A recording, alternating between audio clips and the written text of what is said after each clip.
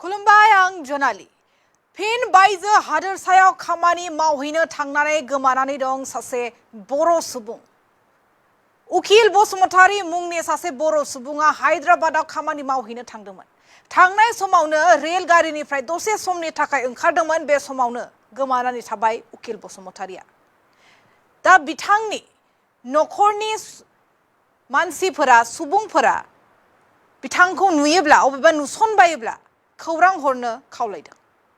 आरो बे समाव फोरमायदों मोनसे रादाब फिन बायजो हादोरसायाव गोमादों सासे बर' सुबुं हायद्राबादाव खामानि मावहैनो थांनाय समावनो गोमानानै थाबाय उखिल बसुमतारी मुंनि सासे बर' सुबुं।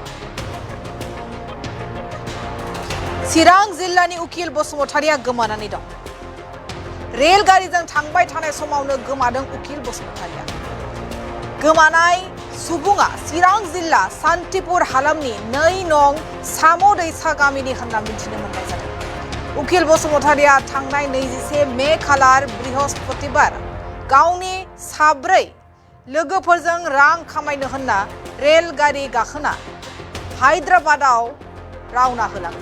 नाथाय दुखुनि बाथ्रा बिथां उखिल बसुमतारीया बबेबा लामा गेजेराव हासुनो होनना रेल गारिनिफ्राय ओंखारो आरो दसे समनि उनाव रेल गारिया बारग'लांजाना आन्दायना थालांनो गोनां जायो होनना बिखुनजो लबस्रिं नार्जारिया फोरमायो।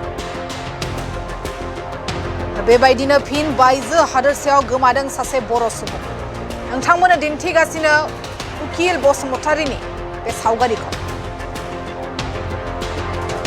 नखराव खौरां हरनो एबा दैथायहरनो थाखाय खौरां बिजोंनि गेजेरजों नखरनि सुबुङा गाबै गाबै खावलायहरदों।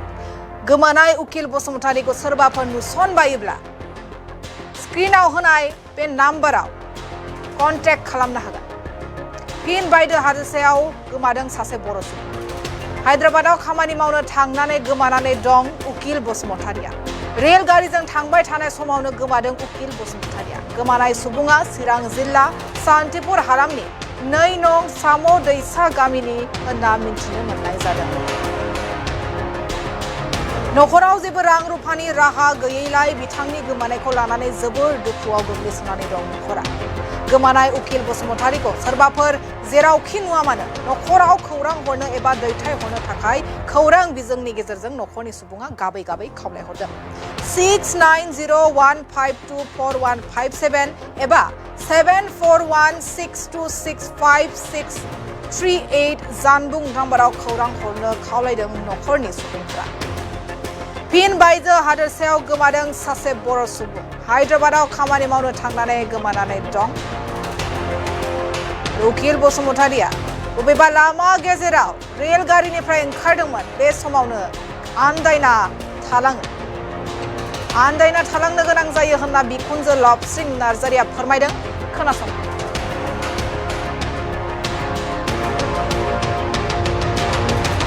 बियो ओंखारलांनाया बिस्थिबार बारायाव थांदों।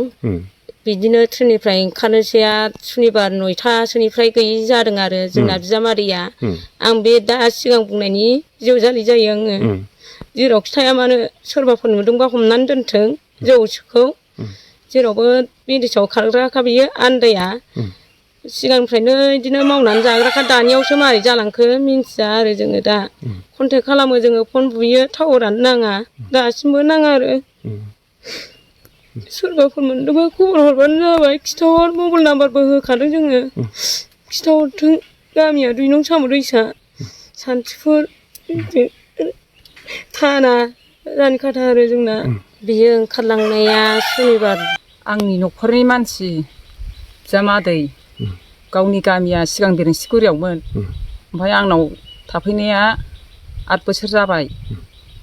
ओमफ्राय बेहा फिसाला सासे दङ। आंनावनो थायो, आंनावनो जायो। न'आ बेयावनो ज' जायो। ओमफ्राय आंनि गामिया जाहैबाय 2 नं साम' दैसा।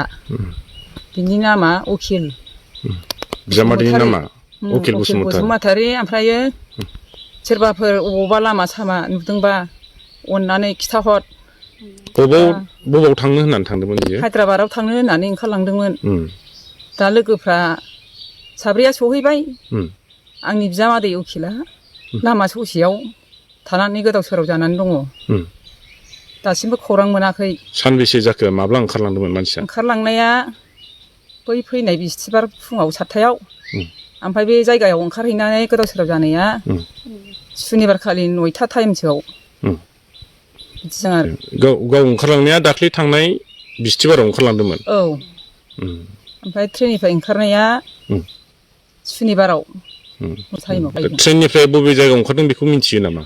बेखौबो आं मिन्थिया। ओरैबो मोना ओरैबो मोनानो स्टेसनबो मोना जायगायाव ओंखारदों। ट्रेननिफ्राय ओंखारखांनायनि उनावहाय नोंसोरजों रायलायहरनो मोन्दोंमोन नामा बियो? आङो रायलायहरनो मोन्दों ओमफ्राय सहैबाय नामा होनना बुंदोंमोन। औ आयै आं सफैबाय मोननोसै बारा गोबाव गैला। ओमफ्राय आं गारिनिफ्राय दसे ओंखारनायाव बिसोरो थांगबाय आं थालांबाय। ओमफ्राय नै मोननोसै आयै बारा गोलाव गैला आङो 100 थाखानि रिजार्भ लानानै थांसै गाखोबाय ओमफ्राय क'क्राझारनि गारिसो गाखोबाय आं होनदों बियो। बेबायदि आंनि न'खरनि मानसि बियो ओंखारलांनाया सुनिबार बिस्थिबार बारायाव थांदों। बिदिनो ट्रेननिफ्राय ओंखारनोसैया सुनिबार 9थासोनिफ्राय गैयि जादों आरो जोंना बिजामादैया। आं बे दा सिगां बुंनायनि हिन्जावजालि जायो आङो। जेरावखि थाया मानो सोरबाफोर नुदोंबा हमनानै दोनथों जौखौ जेरावबो बिदेशआव खारग्राखा बियो आन्दाया। सिगांनिफ्रायनो बिदिनो मावनानै जाग्राखा दानियावसो मारै जालांखो मिन्थिया आरो जोङो दा कन्टेक्ट खालामो जोङो फन बुयो टावारानो नाङा दासिमबो नाङा आरो सोरबाफोर मोनदोंबा खबर हरबानो जाबाय खिथाहर मबाइल नाम्बारबो होखादों जोङो खिथाहरथों। गामिया 2 नं साम' दैसा सान्थिफुर थाना